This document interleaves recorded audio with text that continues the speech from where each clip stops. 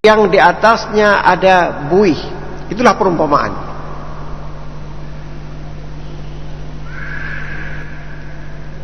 Kalau orang yang tidak pernah melihat air banyak, di Arab ada tempat-tempat yang susah kita melihat air banyak, maka diberi perumpamaan yang kedua. Wa mimma yuqiduna alaihi fin nari ibtigha'a hilyatin aw mata'in zabadun mithlu. Kamu membakar logam, emas, perak. Waktu dibakar akan keluar yang tidak baik. Itulah buih. Yang baik tetap menetap, yang di atasnya kelihatan buih. Bagaikan air, di atasnya ada buih. Yadribullahu al-haqqa wal batil.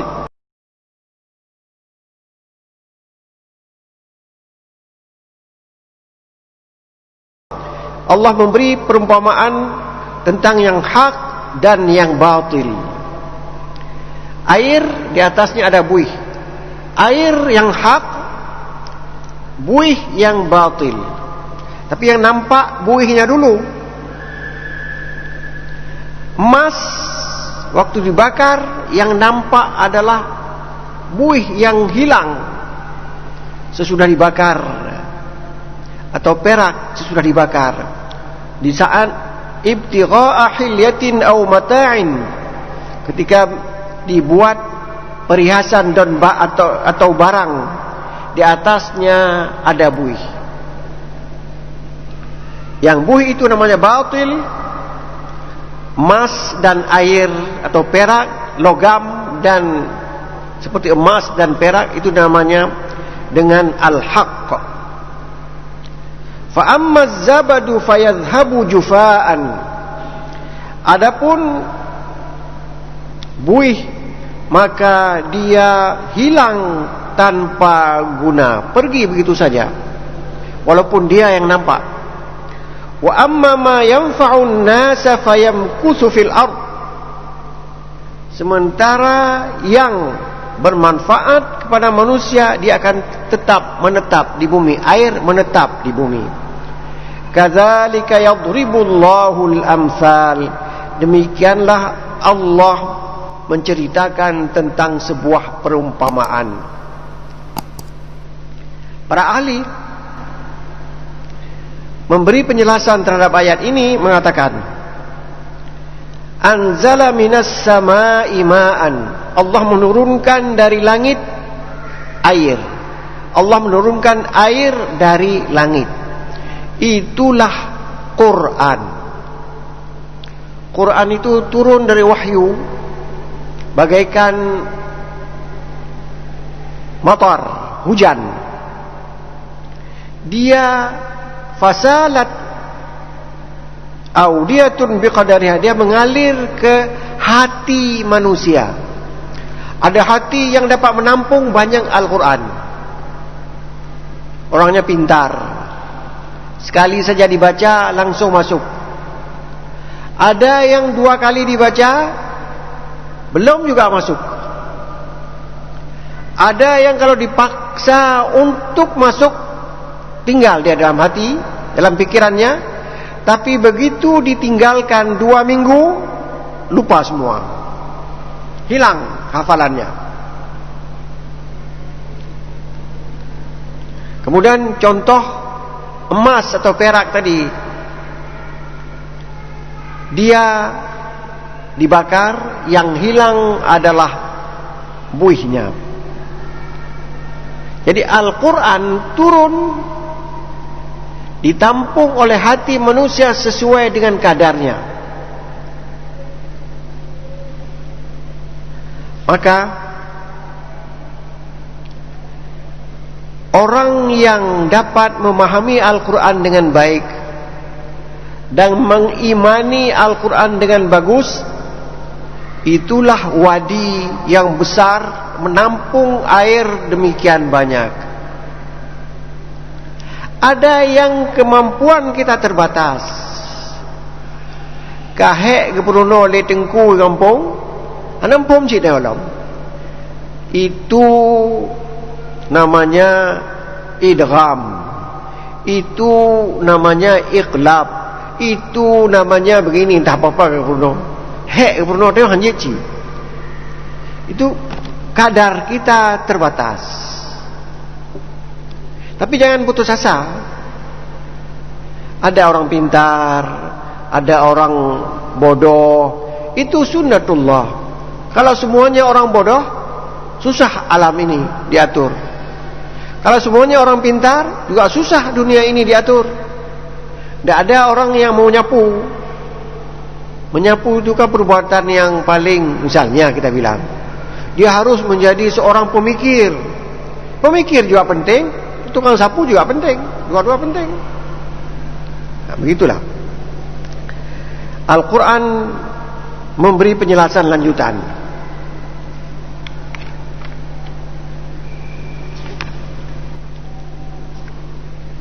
Atau hadis Rasulullah memberi penjelasan tentang ayat yang baru saya bacakan tadi.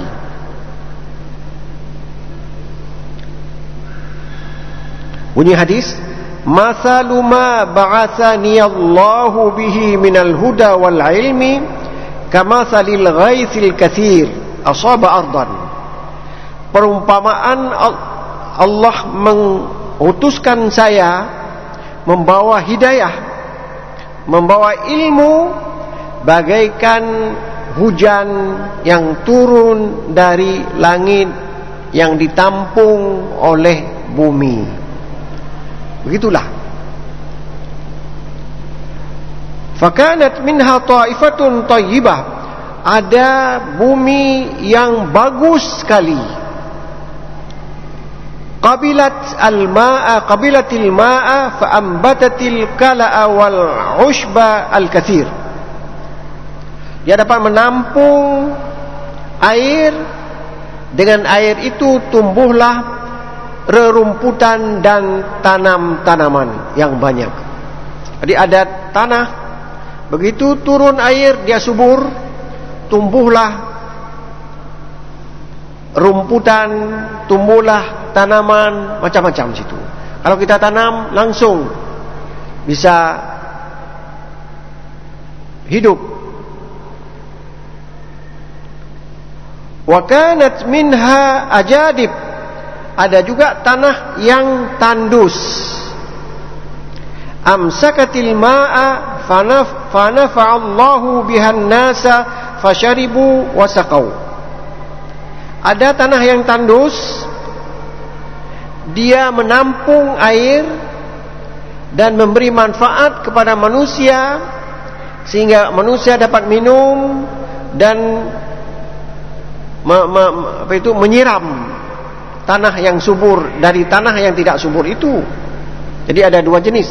Ada tanah yang subur, langsung air di situ meresap, tumbuh tumbuh-tumbuhan. Sementara yang satu dia turun, dia menampung hanya untuk diminum saja.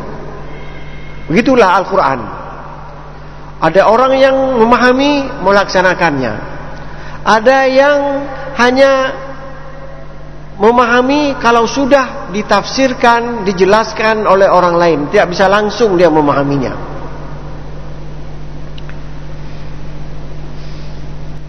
Wa asaba minha ta'ifatan ukhra innama hiyal qi'an la tumsiku ma'an wa la tambutu wa la tumbitu kala'an.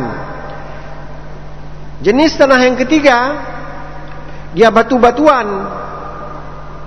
dia tidak dapat menampung air dan tidak bisa tumbuh-tumbuhan. Turun Al-Quran, dia tidak bisa memahaminya, tidak bisa beramal dengan Al-Quran. Bahkan yang mengatakan Al-Quran itu adalah seperti cerita-cerita dahulu kala saja. Enggak perlu, tidak ada Quran pun kita bisa hidup, kata mereka. Inilah sebuah perumpamaan kepada umat manusia di dunia ini. Ada yang menerima Al-Quran, melaksanakan dengan sebaik-baiknya. Ada yang hanya menerima saja, dimanfaatkan oleh orang lain. ada yang tidak dapat menerimanya sama sekali. Demikian hadis menjelaskan arti daripada ayat tadi. Kemudian ada hadis yang lain, masalah orang membakar logam untuk membuat perhiasan dan barang. Mathali kamathali rajulin istauqada naran. Perumpamaan aku, kata baginda Rasulullah SAW, seperti perumpamaan seorang yang menghidupkan, menyalakan api. Falamma adaat ma haulaha ja'alal firasha. Ketika api itu sudah menyala, kelihatanlah firash itu kupu-kupu. Kupu-kupu itu datang. Wa hadhihi ad-dawab allati fi an-nar yaqa'na fiha. Begitu dia melihat api, kupu-kupu datang, dan tidak lama kupu-kupu itu jatuh ke dalam api, mati di situ.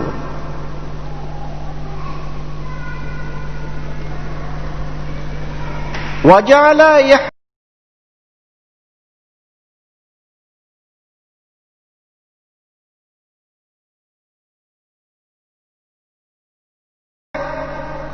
juzuhunna wa yaglibunna fayaqtahimunna fiha.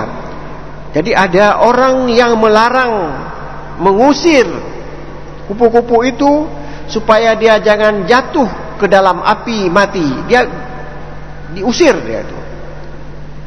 Jadi begitu turun sesuatu perintah atau suatu pekerjaan, ada orang yang melaksanakan, melarang orang jangan buat itu. Misalnya Allah memberitahukan kepada kita ada perzinaan, ada pencurian, ada macam-macam. Orang melarang, jangan mencuri, jangan berzina, jangan begini, jangan begitu. Kalau tidak, kamu akan jatuh ke dalam api, seperti jatuhnya kupu-kupu ke dalam api yang menyala-nyala. Itulah beberapa perumpamaan dari Allah Subhanahu wa ta'ala yang terdapat dalam ayat ke-17 dari surat Ar-Ra'du. Hadirin hadirat berbahagia, di sini disebut dengan pertentangan antara al-haq dengan al-batil. Seorang ulama menulis,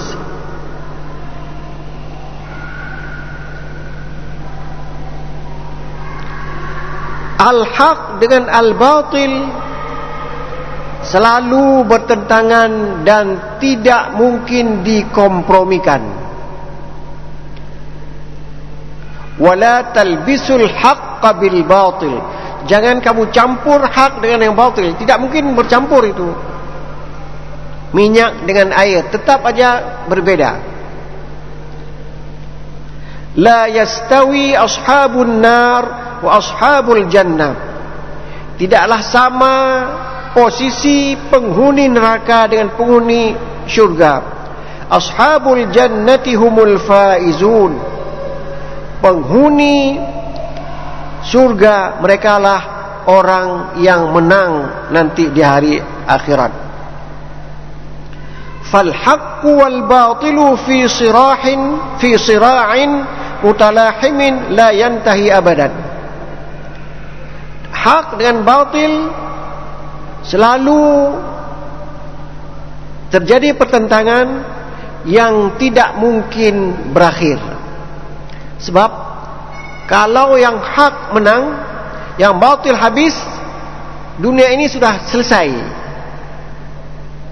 Orang semuanya pergi ke masjid, penuh masjid. Tidak ada orang pergi lagi ke night club, tidak ada orang lagi minum kopi di waktu maghrib.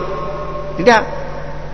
Kalau yang menang itu adalah yang batil, maka masjid kosong, yang penuh night club dan tempat-tempat perjudian.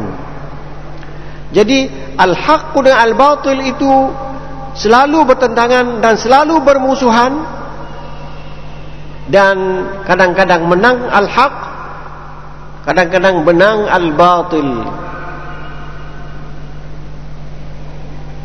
Di saat yang batil itu menang, pembela-pembela yang hak harus membina kembali kehidupan mereka.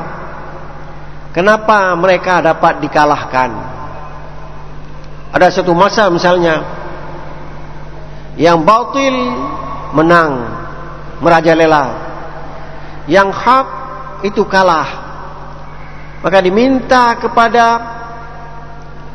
pembela-pembela yang hak untuk duduk berpikir, kenapa kita kalah? Mungkin kita tidak jujur lagi. Mungkin kita sudah terpesona dengan kehidupan dunia. Dalam kehidupan Rasulullah SAW ada dua peperangan. Satu perang Badar, satu lagi perang Uhud.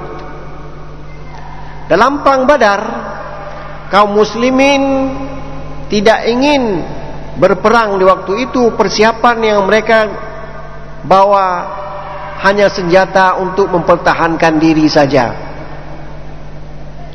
Mereka berjumlah 315 atau 17 orang, 300 lebih lah, melawan orang Quraisy yang jumlahnya 1000 lebih dengan peralatan yang cukup. Mereka kalah, dikalahkan oleh orang Islam, karena orang Islam itu berpegang kepada bantuan atau permohonan bantuan dari Allah Subhanahu wa taala. Datanglah bantuan. Mereka 300 orang dapat mengalahkan musuh yang jumlahnya 3 kali lipat lebih banyak dan peralatan perang lebih bagus. Itu contoh. Menanglah yang hak dan kalah yang batil. Apakah orang Quraisy mati semua sudah itu? Tidak. Mereka pulang membangun kembali kekuatan mereka untuk perang dalam perang Uhud.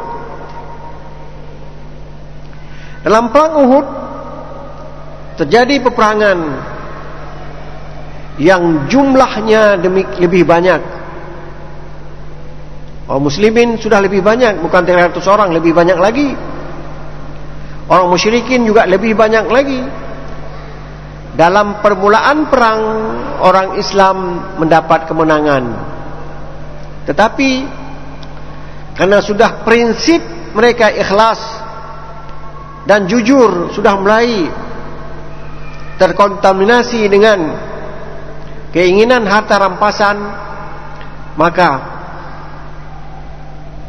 para pemanah yang diminta untuk tetap berada di atas bukit turun mengambil rampasan, sehingga datanglah Khalid bin Walid beserta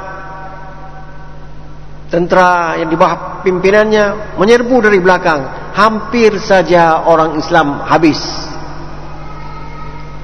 Apakah yang hak habis? Tidak.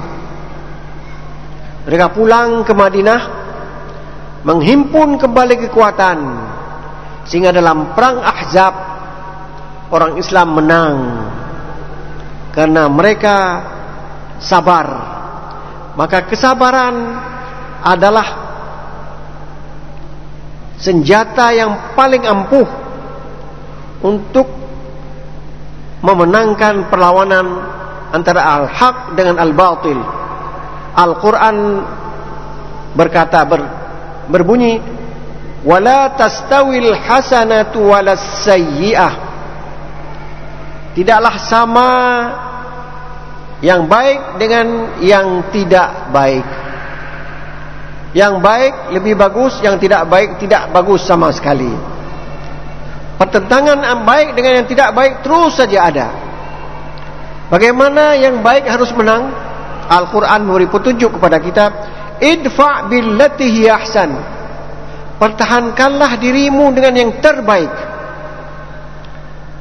Fa idzal ladzi bainaka wa bainahu adawatun ka'annahu waliyyun hamim.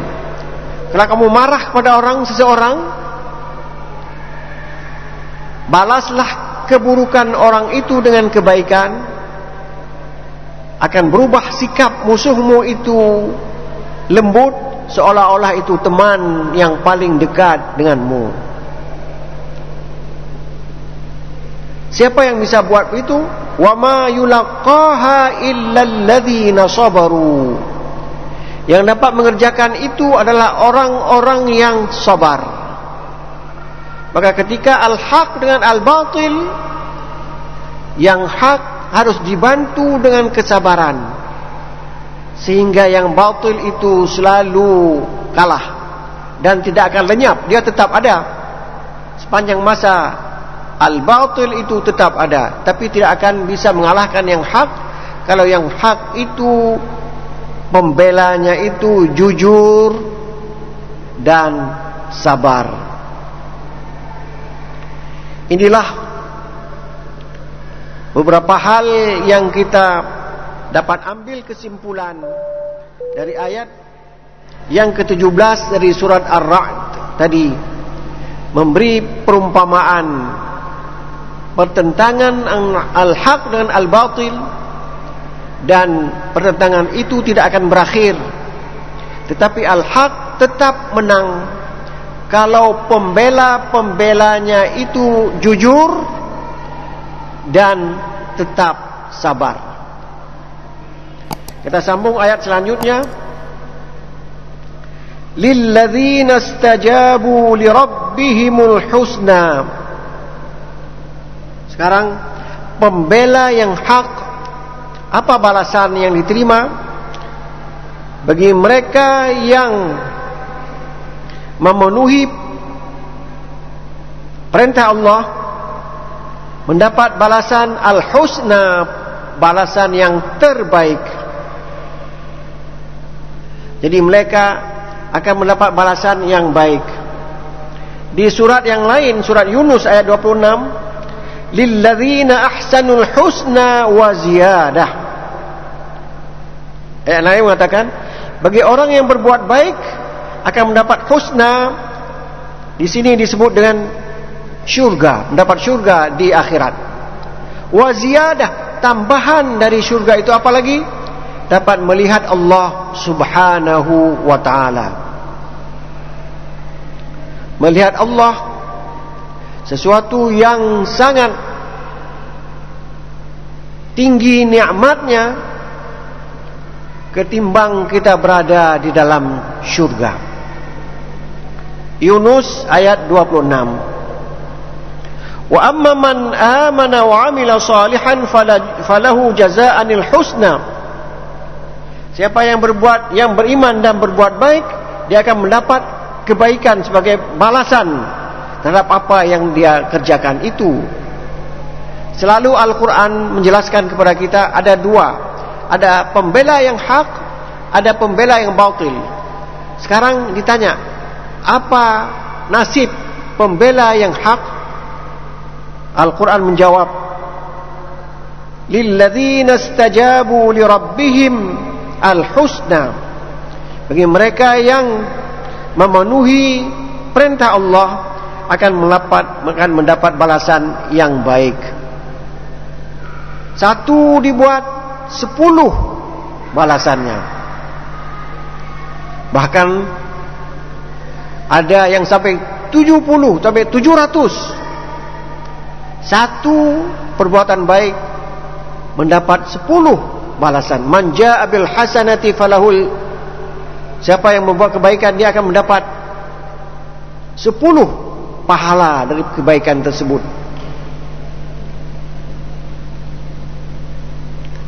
Kemudian bagi mereka yang tidak buat kebaikan itu apa balasannya? Ayat ke-18 Allah berfirman, walladzina lam yastajibu lahu law anna lahum ma fil ardi jami'a wa mithluhu ma'ahu laftadaw bih ulaika lahum su'ul hisab wa ma'wahum jahannam wa bi'sal mihad. Adapun orang yang tidak memenuhi perintah Allah, disuruh salat nak mau salat, disuruh jujur nak mau jujur, disuruh jangan cari kesalahan orang, dia cari kesalahan orang. Apa balasannya? Balasannya adalah masuk neraka, dibakar dengan api yang sangat panas. Api neraka jauh lebih panas dari api yang ada di dunia ini. Ketika mereka ada di dalam neraka, lau anna lahum ma fil ardi jami'a, seandainya dia punya kekayaan sepenuh bumi ini, semuanya kepunyaan dia, emas, toko emas yang ada di jalan perdagangan semuanya milik dia, beras yang ada di belakang masjid semuanya dia punya. Kalau dia mendapat azab dalam api neraka, dia akan jual semua emas yang ada dan beras yang ada. Contoh saja di bumi ini, ketika seseorang sudah sakit, kalau penyakitnya tidak sembuh, dia akan jual semua harta yang ada untuk demi kesembuhan penyakit itu. Kalau seseorang diazab dalam neraka nanti hari akhirat, dia akan jual apa saja untuk lepas dari api neraka itu. Jadi dua bentuk manusia, pembela yang hak dengan pembela yang batil, dijelaskan. Yang satu hidup dengan baik, yang satu lagi dia hidup dengan berbagai masalah. Kalau ada uang, dia akan jual semuanya untuk menghilangkan kehinaan yang ada padanya. Demikianlah yang dapat saya sampaikan pada malam ini. Mudah-mudahan kita selalu menjadi pembela yang hak. Kita hidup senang, bahagia di dunia dan bahagia di akhirat kelak. Wassalamualaikum warahmatullahi wabarakatuh.